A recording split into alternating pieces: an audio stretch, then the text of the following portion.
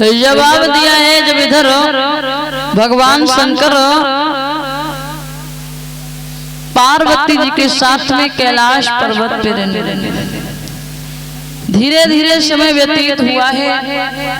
एक दिन की बात देवऋषि नारद ने विचार किया कि बहुत दिन हो गए, बहुत समय हो गया, मैं कैलाश पर्वत पे नहीं गया हूँ, क्यों ना कैलाश पर्वत पे जाया जाए और मैया पार्वती में और भोले बाबा में झगड़ा करवाया जाए।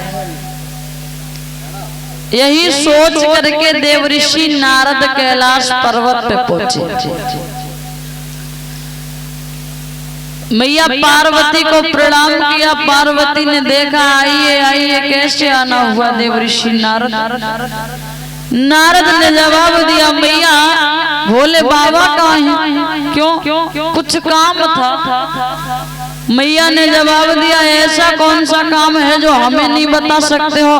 बोले नहीं मैया, बड़ा जरूरी काम था, वो आपको नहीं बता सकते। भोले बाबा कहाँ हैं? मैया ने कहा, भोले बाबा तो भ्रमण करने गए हैं। उसी समय एक बात कही है कि मैया आपसे एक बात पूछो। हाँ, आप ये बताओ, भोले बाबा आपसे कितना प्रेम करते हैं? मैया पार्वती बोली, देवऋषि नारद, ये कोई पूछने की बात है? भोले बाबा मुझसे अटूट प्रेम करते हैं। बोले सच में? बोले हाँ। आपसे कभी कोई बात छिपाते तो नहीं? मैया पार्वती बोली, बिल्कुल नहीं छिपाते। देवऋषि नारद बोले, मैया बात में गड़बड़ी है। क्यों? हमें लग रहा है भोले बाबा आपसे प्रेम नहीं करते। पार्वती ने जवाब दिया, ऐसा कैसे तुमने कह दिया? तो कहा, एक बात बताओ, भोले बाबा जो अपने गले में मुंडों की माला डाले हैं ना, कभी उसके बारे में तुम्हें कुछ बताया? मैया पार्वती ने जवाब दिया, देवऋषि नारद, इसके बारे में तो हमें कभी कुछ नहीं बताया।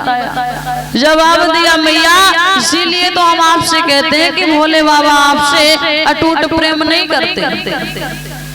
अब इतना कहने के बाद देवऋषि नारद चले आए। और जब देवऋषि नारद चले आए, संध्या का समय हुआ। भोले बाबा भ्रमण करने के बाद कैलाश पर्वत पे पहुंचे। मैया पार्वती ने देखा तो बोली नहीं।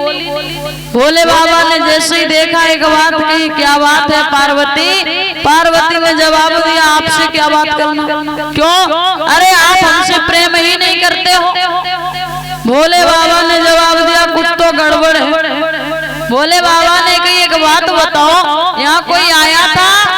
तो मैया पार्वती ने जवाब दिया, हाँ आया तो था। कौन आया था?